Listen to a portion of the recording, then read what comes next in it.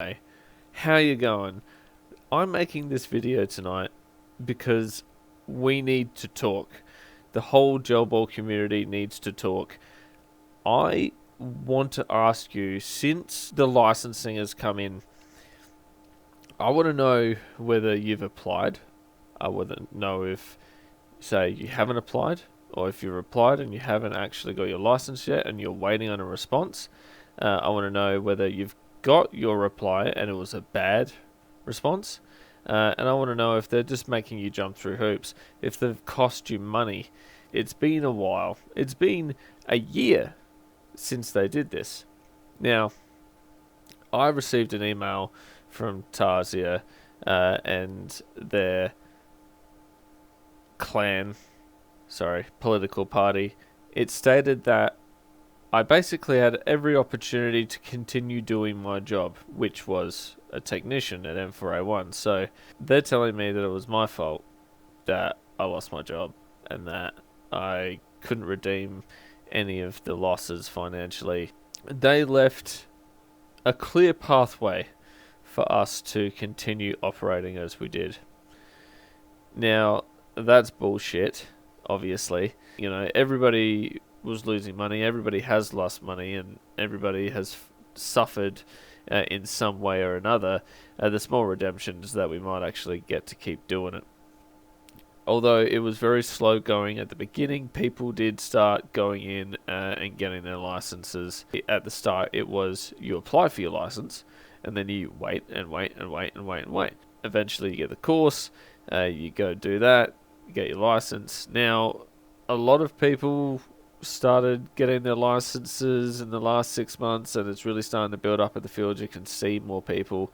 I mean, we had roughly 80 players out at BFSA's Operation Taurus. There was about 100 gel blasters legally registered on our team, on the AA. I don't know how many were on the NATO side, but they also had a shit ton of registered legal blasters. It is a sign of the times that we're starting to build still, although we're not building financially because the sport is suffering financially, like everywhere. People are starting to get back into it, and that's what we need. We need more people getting involved. I'm asking this because if you are struggling to get your license, if you haven't got your license, if you haven't got a letter, an email, or a phone call from the police by now, and you're still sitting on your hands waiting to get a response, you need to call them. You need to email them and say what the hell's going on, and get the ball rolling. I know, and I see a lot of people saying, I don't want to play until I get my own blasters registered, I get my license, out of principle.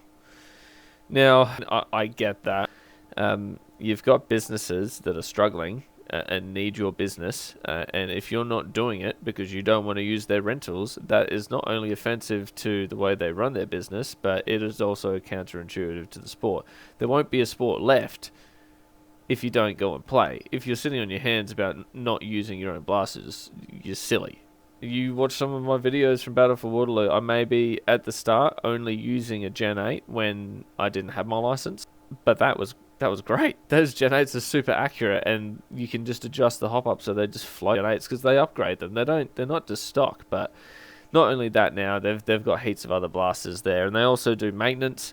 So if you do have your own blasters, bring it down there and get Damo to have a look at it. He's pretty good tech. He'll sort you out. But yeah, you need just to get involved. I need to see more of those faces that I used to see.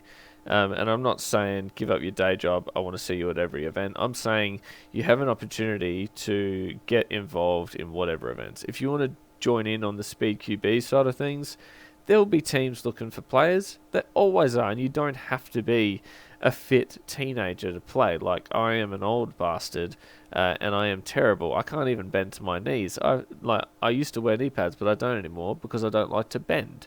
So if you want to get involved in that, that will be continuing. Even though the bunker is closing down, it will find its way to another venue, and we will continue doing that.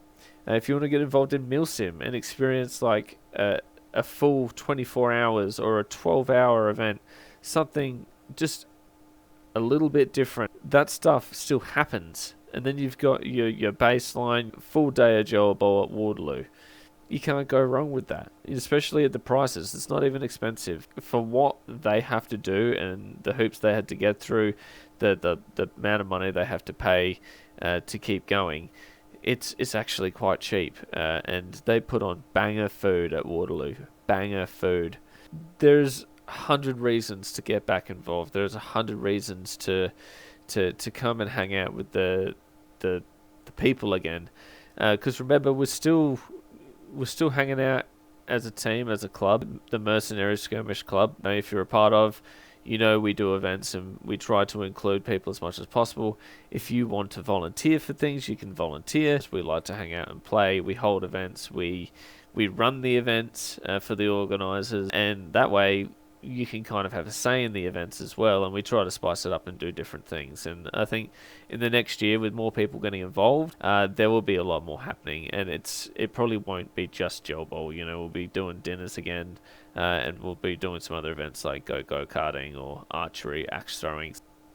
Yeah, I really encourage everybody to take a second look at Joel Bowl. Let Tasia and the government know how this has affected you since everything changed. And also, it is important that you go ahead and register with the GBAA website.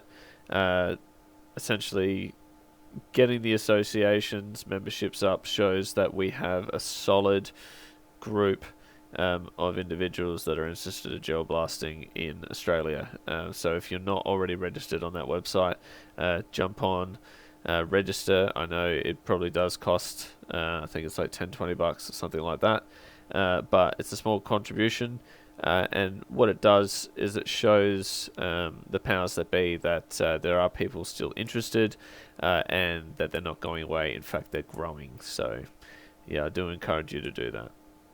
We do still have Love Day, which is run by Chris Mapley. Solid, easygoing dude. I really encourage you, if you do think about going camping and you want to go and camp down at Love Day, literally just give him a message and say, I've got a group of people that want to play Joel Bowl, and he'll take you down to the trenches and he'll give you a wicked day of fun in the trenches. So you've got Battle for Waterloo. Paul does a fantastic job there. Then you've got Paintball SA and BFSA up there, where the Milsims are held. That's fantastic, live firing range.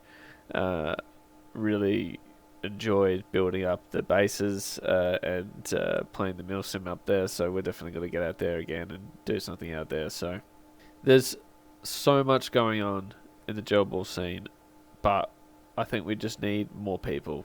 It would really help build some of the fields up. All these places have rentals. There's no reason why you can't get out there and have some fun. Please, if you're thinking about getting back into Joel Bowl, do it. We want you back.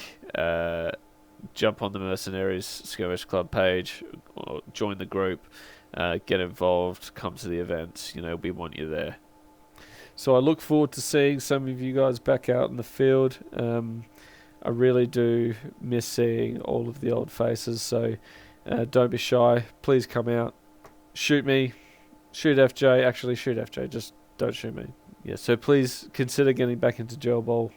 We would welcome you back in with open arms. So, yeah, thanks for listening. Bye.